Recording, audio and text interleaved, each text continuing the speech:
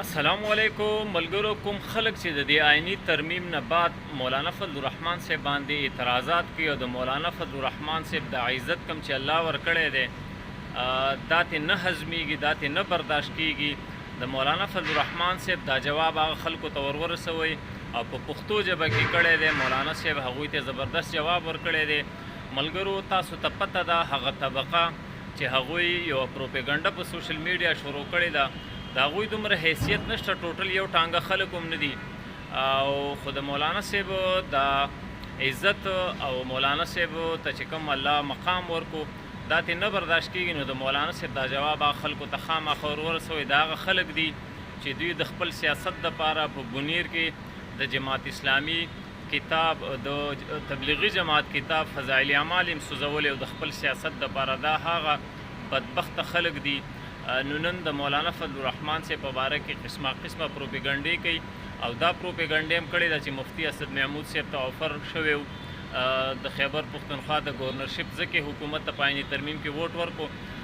دې خلکو بنګس کلي تر اوسه پورې ودو، خو چې اوس ترمیم وشو منظور شو نو دا خلک راپاسېد او راویښ شو. هلکه په مولانا صاحب غوسه ولې وباسئ؟ دې خلکو نه حکومت ته تپوس ونه کو غیا یې ورونه چوله، خپل اتحادیانو پی ټی آی دوی ته توجه ورنه کړه، تپوس یې ته ونه کو. نو د هغې غوسه دوی راځي په مولانا صاحب باندې وباسي. د مولانا صاحب د خبرې واورئ او دې خلکو ته خامخا ورسوئ. یو باچا و نو د هغه یو خادم و نایو هغه ویښتان مې برابرول چې ډېر قابل و ډېر ماهر و. باچا د ډېر خوشحاله و او بیا یې ورله ډېر لوی اعزاز ورکړه، تمغه امتیاز ولا ورکړ. نو هغه نایي چې کوم د هغه داسې خاص توجه ورنه کړله، بس خو معمول مطابق خلکو ورته وایي چې دومره لوی باچا یې نو هغه اعزاز درکړه او ته داسې معمول مطابق ګرځې. داسې به نه وایي چې ما سره دومره ښېګړه شوې ده.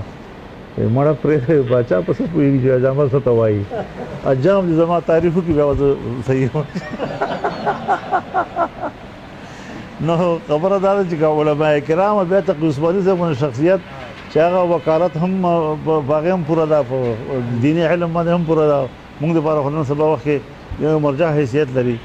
نو چې دا علماء کرام په دغه شي باندې مطمئن وي ما ته نور خلک هېڅ پروا نه شوی